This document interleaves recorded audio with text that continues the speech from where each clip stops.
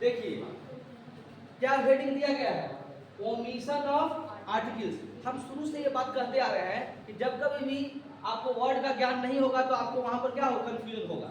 अब आर्टिकल्स का मतलब तो आप कल से ही पढ़ रहे हैं, लेकिन अब इसमें एक नया वर्ड दिखाई दिया, क्या, ओमिशन। तो ओमिशन का मतलब ही होता है भूल चूक। क्या होता है, भूल चूक, मतलब जहां पर नहीं होना है वहां पर कोई कर दिया तो वही ना ओमिशन हुआ।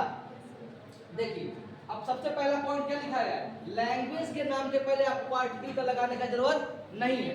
जैसे अगर आपको बोलना है कि मैं हिंदी बोलता हूँ, तो आप अंग्रेजी का मान लीजिए लिखिएगा सिंपल में, तो क्या बोलिए, आई स्पीक, हिंदी में बोलिएगा ना कि नहीं बोलिएगा, आई स्पीक। अब यहाँ पे बोलेगा I speak the Hindi, this will be wrong. उसी प्रकार कोई बोलेगा ही या सी टीचर, है ना, या सी स्पीक्स ही लिखिए ना, सी स्पीक्स माने उर्दू, सी स्पीक्स उर्दू। तो यहाँ पर हिंदी और उर्दू दोनों भाषा का नाम है, क्या यहाँ कोई आर्टिकल लगाया जा रहा है, नहीं। तो पहला पॉइंट क्लियर हुआ कि लैंग्वेज के पहले आर्टिकल लगाने की जरूरत नहीं। हाँ, दूसरा क्या है, गेम। कोई भी खेल, दो चार खेल का नाम बताइए, जैसे क्रिकेट हुआ, फुटबॉल हुआ, है ना, हॉकी हुआ, इन सब चीजों के पहले आप क्या, मान लीजिए बोलना है कि हॉकी एक, मान लीजिए नेशनल खेल है, तो हॉकी इधर बोलेंगे कि द हॉकी बोलेंगे, क्या बोलेंगे, द लगाने की जरूरत नहीं है।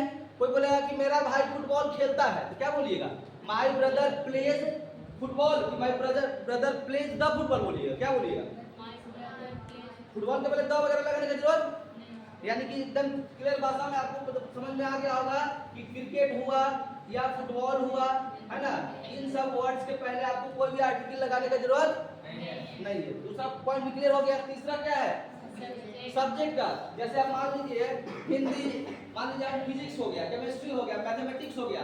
जैसे हम अभी लिखे कि मैं फिजिक्स पढ़ाता हूँ, तो आप क्या लिखिएगा, आई टीच फिजिक्स, डायरेक्ट यही ना लिखिएगा कि आई टीच द फिजिक्स लिख दीजिएगा, यही सही है ना, कुछ आर्टिकल लगा, कोई आर्टिकल लगाने की जरूरत नहीं है। मेरे फादर या मेरे अंकल मान लीजिए मैथमेटिक्स पढ़ाते हैं, तो माय अंकल टीचेस, या हाँ टीचेस मैथमेटिक्स, कोई आर्टिकल लगाने की जरूरत नहीं है। अब तीसरा, हाँ पर्सन, कोई भी मैन का नाम हुआ या वुमेन का नाम हुआ, या कोई भी लड़का का नाम हो गया या लड़की का नाम हो गया, आपको द लगाने की जरूरत आमदन से या आर्टिकल लगाने की जरूरत नहीं है। कोई दिक्कत, जैसे आपको बोलना है कि मैं रवि को पढ़ाता हूँ, तो क्या बोलिएगा, आई टीच रवि, क्या बोलिएगा, दादा ने जरूरत है ये कुछ। हाँ, लेकिन आपको अगर एक ही नाम का लड़का अगर क्लास में 2-3 है, मान लो 9th में भी रवि है और 10th में भी है, अगर हमको बोलना है कि 10th वाले रवि को बुलाइए, तब वहां पर वैसे परिस्थिति में द लगाया जा सकता है, लेकिन ऐसा बहुत कम, रेयर है ऐसा मिलेगा। ऐसे call the Ravi of class 10, ऐसे बोलना पड़ेगा, call the Ravi of class 10। लेकिन उतना मैंने जनरल पर्पस में, जनरल रूल में देखिए तो पर्सन के कोई भी लड़का या लड़की के नाम के पहले आमतौर पर आर्टिकल लगाने की आवश्यकता नहीं है, वो विशेष परिस्थिति में ऐसा बहुत कम चांस होते हैं। अब देखिए सिटी हो या स्टेट का नाम हो या कंट्री का नाम हो, आमतौर पर आपको आर्टिकल लगाने की आवश्यकता नहीं है। जैसे हम लोग बिहार में रहते हैं, तो क्या बोलिएगा, वी लिव इन बिहार बोलिएगा, क्या we live in the Bihar, है ना। उसी तरह हम लोग बोलेंगे कि दे लिव इन अमेरिका, कि they live in the America, क्या बोलिएगा। हाँ, कुछ कंट्री के नाम जैसे यूएसए लिखाता है, यूनाइटेड स्टेट्स ऑफ अमेरिका, तो उसमें द आपको मिलेगा कि he lives in the USA, समझ में आ रहा है। लेकिन ऐसे अमेरिका बोलने में द का लगाने की जरूरत नहीं है।